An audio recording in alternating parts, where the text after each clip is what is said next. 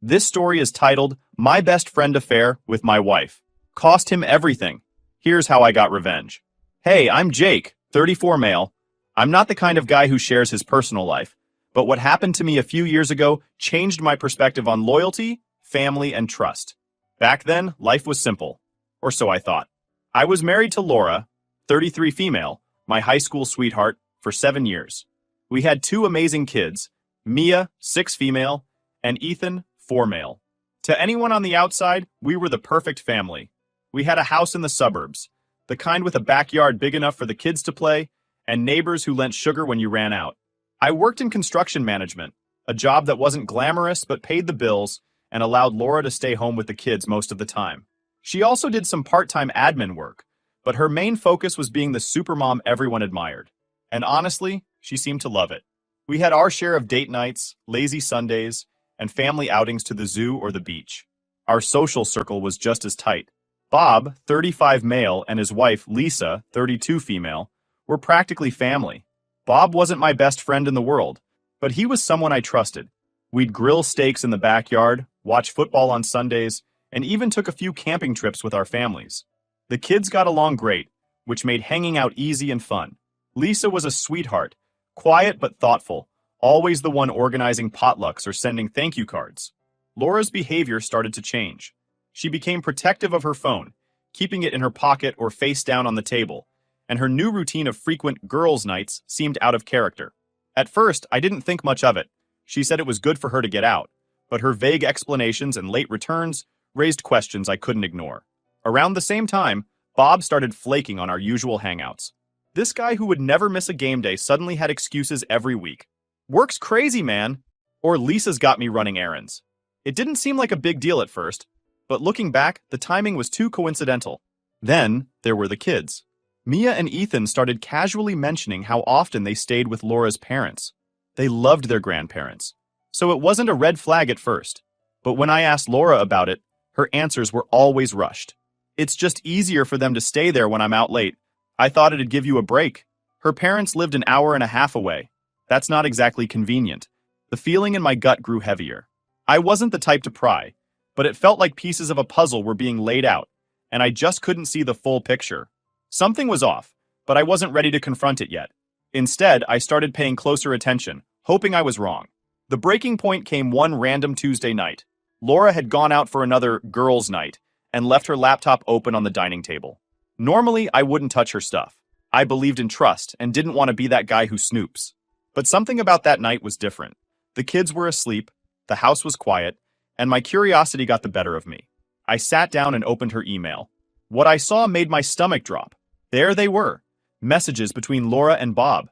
They weren't casual or friendly. They were explicit, giddy, and horrifying. They talked about their meetups in detail, how exciting it was to sneak around, how clueless I was, and even how much of a pushover Lisa had become since having kids. My hands trembled as I read more. The timestamps showed this had been going on for months. While I was working late to give my family the life they wanted, my wife and my so-called friend were busy destroying it behind my back. I slammed the laptop shut, my heart racing. I felt betrayed, humiliated, and angry all at once. But one thing was clear. I wasn't going to act on impulse. If they thought they could play me for a fool, they were about to learn the hard way just how wrong they were. Sitting there in the dark, I started piecing together all the little signs I had ignored. The phone, the girls' nights, Bob's sudden unavailability. It all made sense now. The worst part was knowing how much I had trusted them. Bob had been in my home, eating my food, playing with my kids. Laura had smiled at me every morning, kissed me goodbye, and pretended we were fine. The night I found the emails, it was like my entire world collapsed in an instant. The words on that screen weren't just words. They were the evidence of betrayal, a betrayal so deep that it felt like the air had been knocked out of me. But I didn't yell. I didn't confront her immediately. Something inside me, some strange, calm voice, told me to wait, to gather more, to be deliberate. I closed the laptop and sat in the dark, staring at nothing. My mind raced, connecting dots I hadn't even realized were there. All the subtle signs, the phone glued to her hand, the increased girls' nights, the shared glances between her and Bob at barbecues, they all made sense now. I wasn't just paranoid. I'd been played. But it wasn't just Laura who had betrayed me. Bob, my friend, my buddy. The man I'd invited into my home, trusted with my kids, and laughed with over beers. That stung just as much, if not more. Betrayal from a spouse cuts deep, but from a friend? It's like salt in an open wound. The next morning, I called Ron, an old friend from college who had worked as a cop before becoming a private investigator. He picked up on the second ring. "What's up, Jake? You sound off." "I need your help, man," I said, my voice steady but cold. "I think Laura's cheating on me. And I think it's with Bob." There was a pause. "Damn," Ron finally said. "You sure?" "Pretty damn sure. I found emails. Explicit ones. But I need more. I need proof I can take to court if it comes to that." Ron didn't ask any more questions. He just told me to forward him everything I had and promised to get to work. The next few weeks were hell. I had to pretend everything was normal, even as my insides twisted with anger and disgust. Laura would smile at me over breakfast, asking if I needed anything before I left for work. I'd force a smile back, my stomach churning at the thought of where she'd been or who she'd been with. Bob, meanwhile, had the audacity to keep acting like nothing was wrong. He'd text me about football games, send memes, and even suggest a guy's night out. It took everything in me not to tell him to go to hell, but I knew better than to tip my hand. One night, while Laura was out for another girls' night, Ron called me with an update. "I've been following them," he said. "They're not exactly subtle, Jake. I've got photos of them meeting at a motel twice last week. Same one both times. Room 214. I closed my eyes and let out a breath. "You're sure it's them?" "Crystal clear. I've got timestamps, license plate numbers, and even a couple of videos. These two aren't being careful." Ron's thoroughness was both a blessing and a curse. I wanted the truth, but hearing it confirmed made the betrayal feel even more real. Socks. One of the hardest parts of those weeks was pretending everything was fine for the kids. Mia and Ethan had no idea what was going on, and I was determined to keep it that way. Mia would run up to me after school, excitedly showing off her drawings, while Ethan begged me to help him build another Lego tower. "Can we have pancakes tomorrow, Dad?" Mia asked one evening, her eyes wide with hope. "Of course," I said, forcing a smile. "You know I can't say no to your pancakes." Laura walked in a moment later, carrying a shopping bag. "Hey guys, look what I got for you," she chirped, pulling out a new set of markers for Mia and a toy truck for Ethan. The kids cheered, completely oblivious. I stood there, watching her play the doting mom, and it took everything in me not to snap. When Ron sent me the final report, I knew it was time to act. He had gathered more than enough evidence. Emails, photos, receipts, and even video footage of Laura and Bob entering and leaving the motel. The timestamps aligned perfectly with the nights she claimed to be out with her friends. The worst part? In one of the videos, they were laughing as they walked out of the motel, completely at ease. They looked like two people without a care in the world. Meanwhile, I'd been at home, reading bedtime stories to our kids, and wondering what I'd done to deserve this. I took the report to my lawyer the next day. "This is more than enough," she said, flipping through the photos. "You've got a solid case for divorce, Jake. And with this kind of evidence, custody shouldn't be an issue." Custody. The word hit me like a punch to the gut. This wasn't just about ending my marriage. It was about protecting my kids from the fallout. Mia and Ethan were my everything, and I couldn't let them grow up in a home built on lies. The day Laura got served was one I'll never forget. I had arranged for her to receive the papers at her office.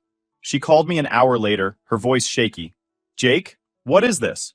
"It's exactly what it looks like," I said, keeping my tone cold. "I know everything, Laura. About you and Bob. Don't even try to deny it." She didn't. There was a long pause, and then she started crying. "I'm sorry, Jake. I never meant—" "Stop!" I interrupted. "You don't get to play the victim here. You made your choices, Laura. Now you'll face the consequences." I hung up before she could say anything else. But I wasn't done. Lisa deserved to know the truth, too. She was kind, unsuspecting, and had done nothing to deserve this. I didn't want to blindside her, so I asked Ron to deliver the evidence to her personally. The next day, Lisa called me, her voice trembling. "Jake, I had no idea. I can't believe this." "Neither could I," said. "But you deserve to know." She thanked me through tears, and I could hear the strength creeping back into her voice. Lisa wasn't the type to wallow in self-pity. If anything, she seemed determined to take control of the situation. Within a week, both Laura and Bob's lives had started unraveling. Laura moved into a small apartment, and Bob was kicked out of his house. Lisa filed for divorce, emptied their joint bank account, and fired Bob from her dad's company. I should have felt vindicated, but all I felt was numb. The fallout was just beginning, and I had no idea how far-reaching it would be. But one thing was clear. The life I thought I had was gone, and there was no going back. After Laura and Bob were exposed, the chaos began to settle, on the surface at least. But beneath the calm, I was navigating a storm of emotions, responsibilities, and changes I hadn't prepared for. My marriage was officially over, and so was the life I thought I'd built. Now, it was about moving forward. The first step was the kids. Mia and Ethan were my top priority, and I knew they deserved stability, even if their parents couldn't provide it together. I sat down with my lawyer to hammer out the custody details, determined to ensure that they stayed with me. Laura didn't put up much of a fight. How could she? The evidence I had made it clear she wasn't fit to prioritize anything but herself. Still, explaining the situation to Mia and Ethan was the hardest part. I spent hours talking with a child psychologist, trying to figure out how to break the news in a way that wouldn't shatter their little worlds. One Sunday morning, I sat them down on the couch, their favorite blanket draped over them. Ethan clutched his stuffed dinosaur, while Mia fiddled with her hair. "Hey, kiddos," I started, my voice softer than usual. "Mommy and Daddy need to talk to you about something important." Laura sat next to me, uncharacteristically quiet. She looked pale and exhausted, probably from nights spent in her new tiny apartment. I wasn't going to let her off the hook for what she'd done, but for this moment, it wasn't about us. "We love you both so much," I continued, "but Mommy and Daddy are going to live in different houses now. You'll still see both of us, but things are going to be a little different." Mia's eyes widened. "Why?" she asked. Laura hesitated, glancing at me, so I stepped in. "Sometimes grown-ups have problems they can't fix, but that doesn't change how much we love you." Ethan, too young to fully understand, just snuggled closer to me. Mia, though, looked between us, her little brows furrowed. "Is it because of the nights Mommy didn't come home?" My heart dropped. I had to remind myself that Mia was a smart kid, maybe too smart for her own good sometimes. I took a deep breath. "It's not your fault, Mia. It's just something between Mommy and me. But I promise you, no matter what, you and Ethan will always be taken care of." She nodded, but her eyes glistened with tears. Laura reached out to touch her shoulder, but Mia flinched away. That small reaction was like a knife to the chest. Laura noticed it too, and withdrew, her face crumpling. Once the custody arrangement was settled, I focused on creating a new routine for the kids. Mornings became a bit of a circus, me juggling breakfast, packing lunches, and making sure no one left the house in mismatched socks. But I learned to love the chaos. Mia started helping out, showing Ethan how to put his shoes on properly or reminding me to sign their permission slips. She was growing up faster than I wanted, but her resilience amazed me. The evenings were my favorite. After dinner, we'd curl up on the couch for movie nights or tackle giant Lego projects that Ethan always insisted on building bigger and better. Mia got into baking, and our kitchen soon became a war zone of flour and frosting. It wasn't the picture-perfect family life I'd envisioned, but it was ours, and I was determined to make it as happy as possible. Laura, on the other hand, was struggling. She'd gone from being a stay-at-home mom with part-time work to someone trying to rebuild her life from scratch. She moved into a cramped apartment on the other side of town, and her visits with the kids were awkward at best. Mia, still hurt and confused, barely spoke to her during their visits. Ethan, ever the innocent one, clung to her for a while, but even he seemed to sense something was off. Laura tried to win them over with gifts and trips to the zoo, but kids are smarter than we give them credit for. They knew something wasn't right, even if they couldn't articulate it. She called me one night, her voice thick with frustration and sadness. "They don't even want to see me," she said. "Mia won't talk to me. What am I supposed to do, Jake?" I leaned back in my chair, gripping the phone tightly. "You earn their trust back," I said bluntly. "You don't get to fix this with toys and ice cream. You show up, you listen, and you stop expecting them to forgive you overnight." Her silence on the other end was deafening. Meanwhile, Bob was dealing with his own fallout. Lisa didn't just kick him out, she obliterated him. She filed for divorce, froze their accounts, and made sure everyone in their social circle knew exactly what he'd done.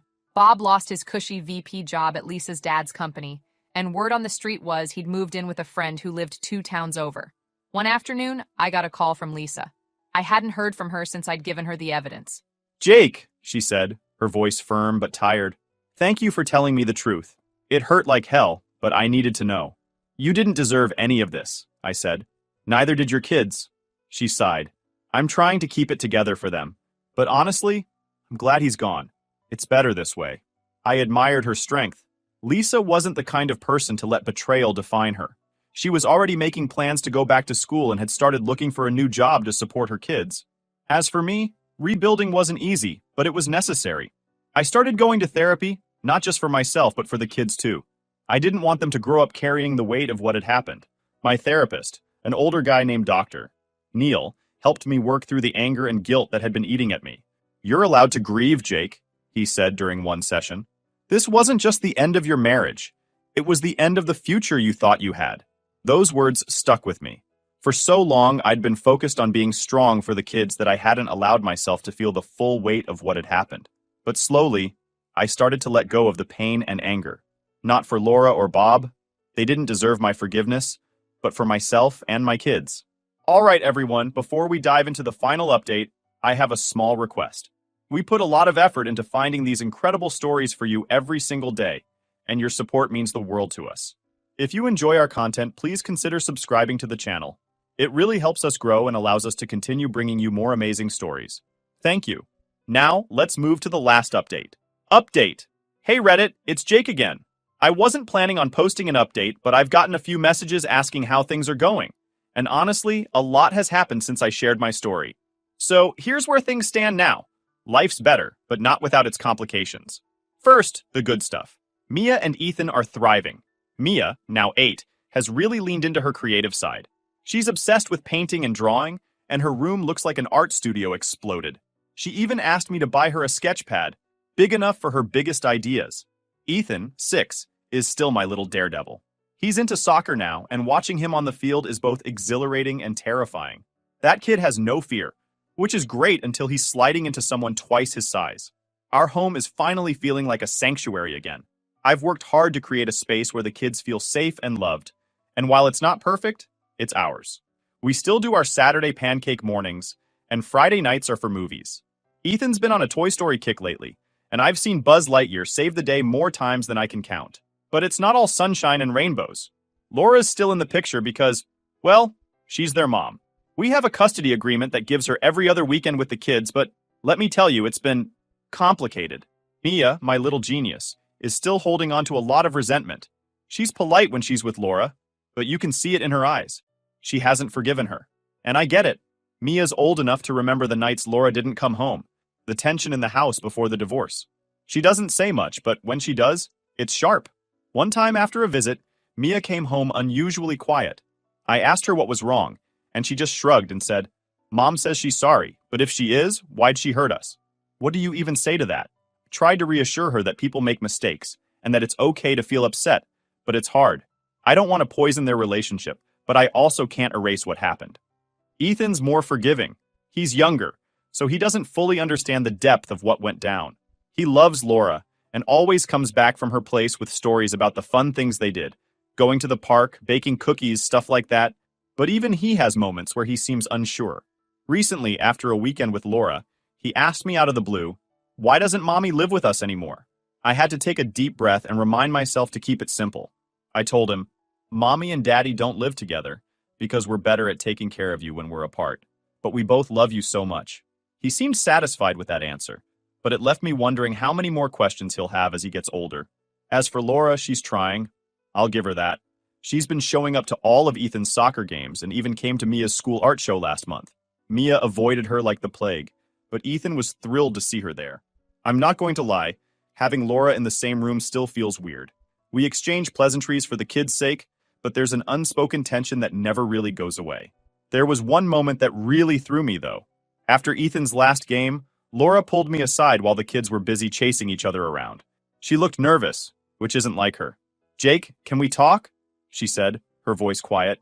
"About what?" I asked, already bracing myself. I want to know if you think Mia will ever forgive me. I've been trying, but she keeps shutting me out." It took me a second to respond. I wanted to tell her that forgiveness isn't something you can force, that she'd have to earn it by being consistent and patient. But instead, I just said, "I don't know, Laura. That's up to her. But if you keep showing up and being there for her, maybe one day she'll see you're serious about making things right." She nodded, but I could tell it wasn't the answer she wanted. Ik sta voor Higat. On the Bob front, there's nothing new to report. Last I heard, he's still out of state, living in a friend's basement or something. He hasn't reached out, and I hope it stays that way. Lisa's doing great, though. She's back in school, working on her degree, and crushing it as a single mom. We still talk occasionally, mostly about the kids, but I've got nothing but respect for how she's handled this mess. As for me, I'm finally starting to find myself again. I've been hitting the gym, focusing on my work, and even went on a couple of dates. Nothing serious yet, but it feels good to put myself out there. I'm learning to let go of the anger, not for Laura or Bob, but for me. Holding on to it was like carrying a weight I didn't need anymore. The kids and I are in a good place overall. It's not perfect, and there are still moments where the cracks show, but we're moving forward.